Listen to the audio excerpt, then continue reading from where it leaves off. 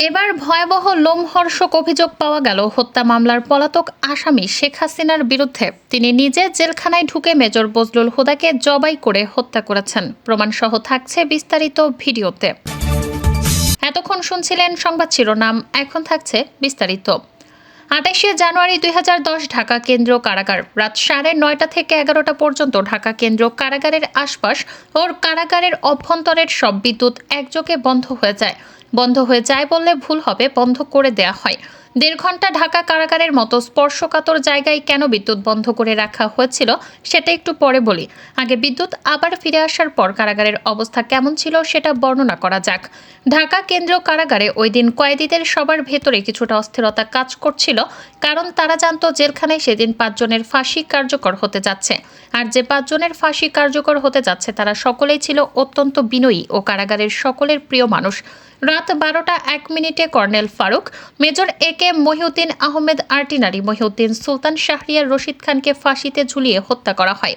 ৪ জনকে ফাঁসি দেওয়া হলেও লাশের সংখ্যা ছিল মোট ৫টি। ফাঁসি কার্যকরের পরের দিন যথারীতি ৫টি লাশ পাঠানো হয় যার যার গ্রামের বাড়িতে।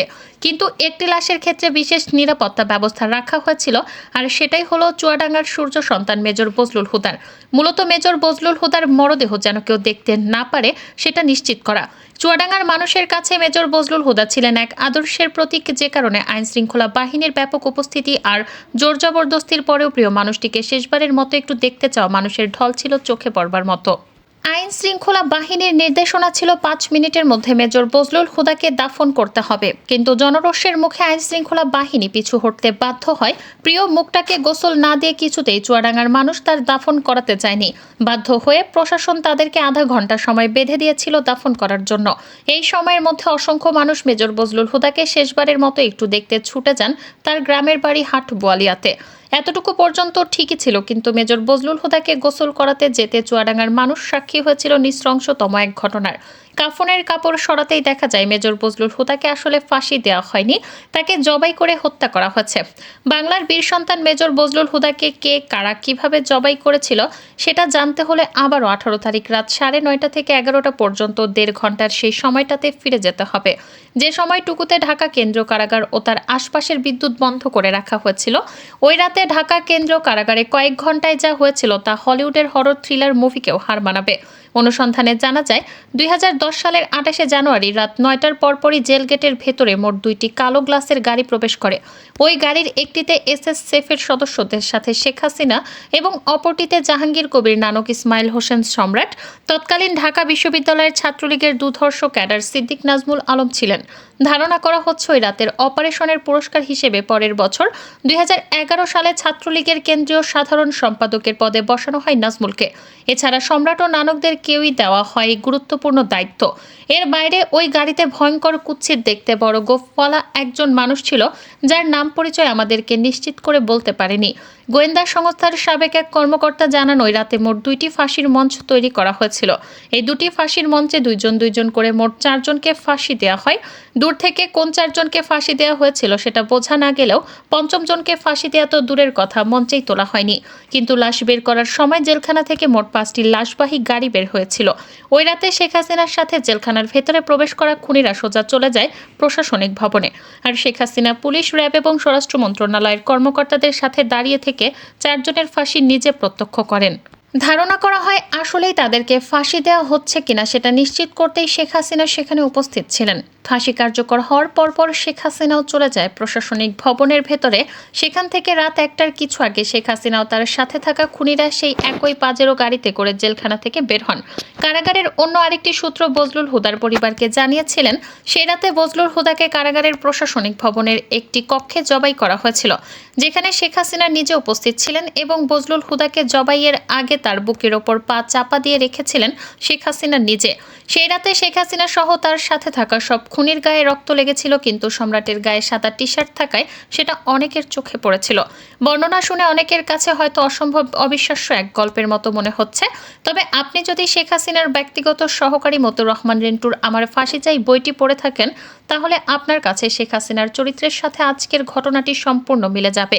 এক কথায় শেখ হাসিনা একজন নরপিশাচ, রক্তপিপাসু, মানসিক বিকারগ্রস্ত একজন উন্মাদ, যে কারণে একজন মানুষ যার আর কয়েক কয়েক ঘন্টা পরে ফাঁসি কার্যকর হবে তাকেই নৃশংসভাবে জবাই করে হত্যা করার কথা চিন্তা করতে পারে।